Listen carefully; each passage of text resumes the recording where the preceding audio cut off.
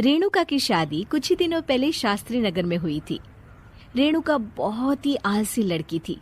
वो दिन भर बेड पर सोती रहती या फिर मैगजीन पढ़ती रहती और घर के काम भी धीरे धीरे ही करती।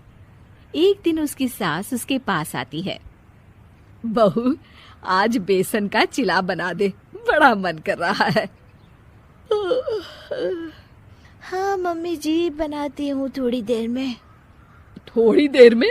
अरे थोड़ी देर में तो रात के खाने का वक्त हो जाएगा बहू। अच्छा मम्मी जी, तो फिर आप रात का खाना ही खा लीजिएगा ना। हे भगवान, कैसी आलसी बहू मिली है मुझे, हर काम को बस टालती ही रहती है। रेणुका दिन भर बस आलसपना ही करती रहती। एक बार रात के खाने पर सब बैठे हैं तो रेणुका का पति कहता है, अरे ये क्या, आज फिर से करेला? रेणुका, हफ्ते में तीसरी बार ऐसा हुआ है कि करेला बन रहा है। कुछ भी बना लिया करो। अरे इतनी सारी सब्जी मिलती है मार्केट में। हाँ, पर अब कौन मार्केट जाए और सब्जी लेकर आए, इसीलिए जो था घर पर वही बना दिया। बहू, फ्रिज खोल कर देखती तो पता चलता कि सारी सब्जियां रखी होती है, पर तुम्हारा आलसपन खत्म हो तो तुम्हारी नजर जाए ना। विशाल कमरे में आकर रेणुका से पूछता है, रेणुका, मैंने कहा था तुमसे कि मेरे लिए रुमाल ले आना। मेरे सारे रुमाल खराब हो गए हैं। तुम ले आई क्या? आज नहीं गई, कल ले आऊंगी। ओफो, पिछले 4 दिनों से मैं यही सुन रहा हूँ। बिना रुमाल के ऑफिस जाना पड़ रहा है। तुम तो बहुत ही आलसी होती जा रही हो रेणुका। आपको रुमाल की जरूरत है ना, तो खुद ही खरीद लीजिए ना। हाँ, अब वही करूंगा।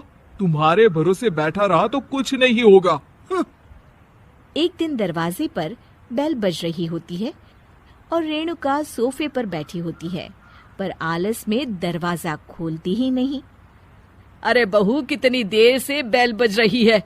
क्या कानों में रुई डालकर बैठी हो जो सुनाई नहीं दे रही बेल? मम्मी जी, अब आप आ ही गई है तो आप ही खोल दीजिए ना दरवाजा। क्यों मुझे ताना मारकर और देर कर रही हैं? अरे वाह, उल्टा चोर कोतवाल को डांटे। सास दरवाजा खोलती है तो उसकी पड़ोसन दरवाजे पर खड़ी होती है। दरवाजा खोलने में इतनी देर क्यों हो गई? सब सो गए थे क्या? और ये भी कोई वक्त है क्या सोने का? हाँ? अरे नहीं नहीं, ऐसी कोई बात नहीं है। आइए आइए, आप लोग अंदर आइए। ओफो, इन सबको भी अभी आना था। अब मम्मी जी लगा देंगी मेरी ड्यूटी किचन में। बहू, पकोड़े तल दे, बहू चाय बना दे। अरे बहू, सो गई क्या? कब से आवाज दे रही हूँ, जा चाय बना कर लिया। हाँ मम्मी जी, अभी जाती हूँ थोड़ी देर में। सास रेणुका को आंख दिखाती है। मतलब थोड़ी ही देर लगेगी चाय बनाने में, अभी ले आती हूँ, बस झटपट। रेणुका रसोई में जाती है और इसी आलसीपन में वो चीनी की जगह नमक डाल देती है। जैसे ही सब चाय का घूंट भरते हैं, चाय थूक देते हैं। थू थू थू थू, ये कैसी चाय बनाई है तूने रेणुका? इसमें तो सारा नमक भरा है। हाँ, और ये पकोड़े, इसमें इतनी मिर्च है कि मेरी तो हालत ही खराब हो गई खाकर।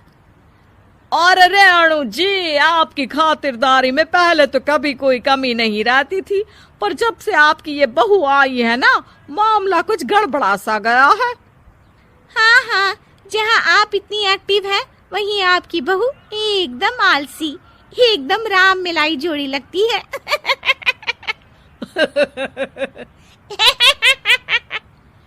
अच्छा जी, चलते हैं अब। नमक वाली चाय पिलाने के लिए बहुत बहुत शुक्रिया। सब वहां से चले जाते हैं।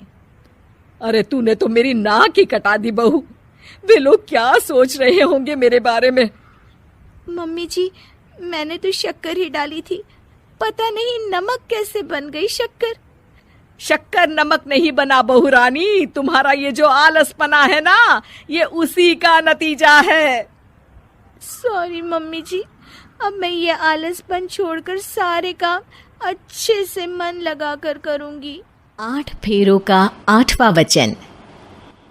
स्वाति ने इसी साल शहर के कॉलेज से पढ़ाई पूरी की है और अब उसके लिए जगह जगह से रिश्ते आने लगे हैं।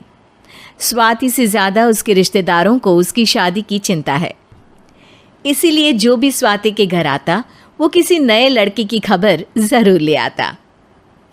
अरे दीदी, ये फोटो देख के बताओ कैसा है। राहुल नाम है लड़के का, मेरी सहेली की बहन का बेटा है। अपनी स्वाति के साथ एकदम प्यारी जोड़ी लगेगी इसकी।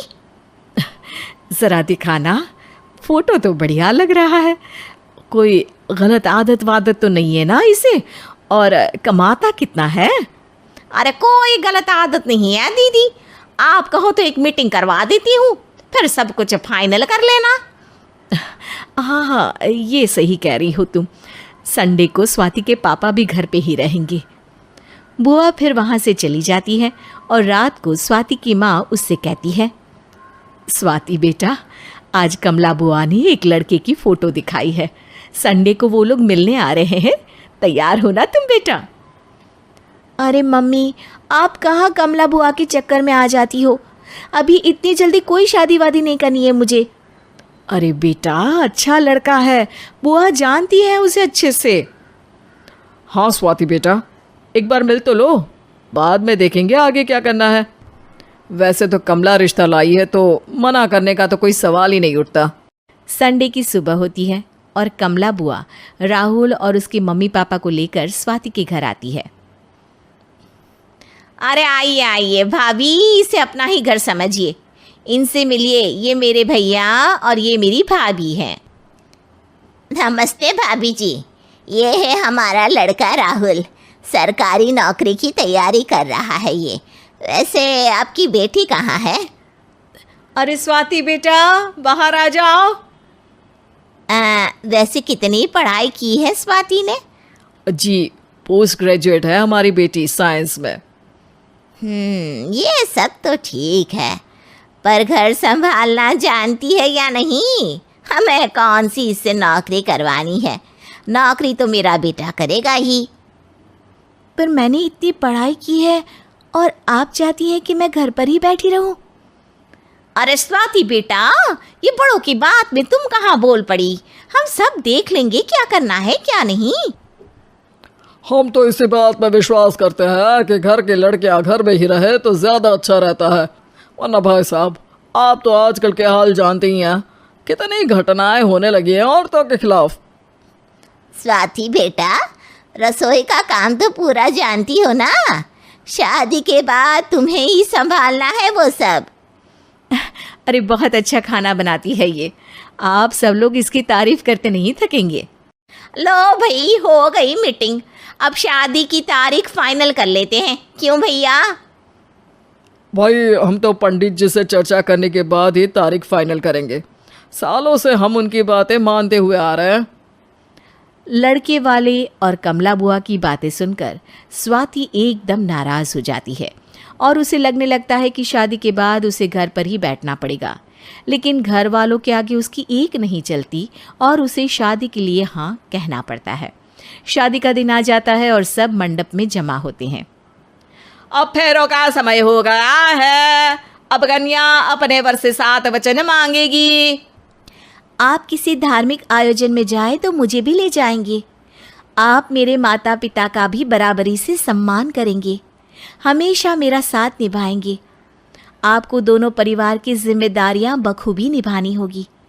हर ज़रूरी बात में मेरी भी राय लेंगे। आप सभी गलत आदतों से दूर रहेंगे। आप मेरे अलावा किसी और औरत से कोई गलत संबंध नहीं बांधेंगे। ये 7 वचन पूरे हुए, वर क्या तुम्हें ये सारे वचन मंजूर है? जी हाँ पंडित जी, मैं सारे वचन अच्छी तरीके से निभाऊंगा। अरे वाह वाह, बढ़िया तरीके से सब काम संपन्न हो गया। तो इसी के साथ विवाह संपन्न हुआ और आज से ये दोनों पति पत्नी हुए। 1 मिनट पंडित जी, अभी एक वचन लेना बाकी है। अब कौन सा वचन है बेटा? मैं अब हमेशा के लिए किसी दूसरे घर में जाने वाली हूँ, तो पति के अलावा मैं अपने सास ससुर से भी एक वचन लेना चाहूँगी। अब कहो बेटी। मैं ये चाहती हूँ कि मुझ पर किसी बात की कोई पाबंदी नहीं लगाई जाएगी। मुझे सब कुछ करने की आज़ादी होगी और मैं भी विश्वास दिलाती हूँ कि मैं एक अच्छी बहू बन के दिखाऊंगी। स्वाति की बात सुनकर उसके सास ससुर एकदम चौंक जाते हैं और कुछ बोल नहीं पाते कि उतने में कमला बुआ बोल पड़ती है। अरे बेटा, ये भी कोई कहने की बात है? रानी बन के रहोगी तुम तो। वचन देने से पहले सोच लीजिए, क्योंकि शास्त्रों में वचन ना निभाने वालों के लिए नरक से भी बदतर सजा लिखी है। स्वाति की चालाकी से वहां मौजूद सब लोग प्रभावित हो जाते हैं और लोगों में बदनामी ना हो जाए, इस कारण स्वाति के सास ससुर को उसे वचन देना पड़ता है। और कैसी अपशकुन वाली बातें कर रहे हैं आप पंडित जी? हमें मंजूर है बेटा तुम्हारी शर्त। स्वाति अपनी समझदारी से अपनी बात अपने ससुराल वालों से मनवा लेती है और खुशी खुशी राहुल से शादी कर लेती है। अब से हर शादी में मैं खुद 8 वचन दिलवाऊंगा। ओम मंगलम मंगलम मंगलम।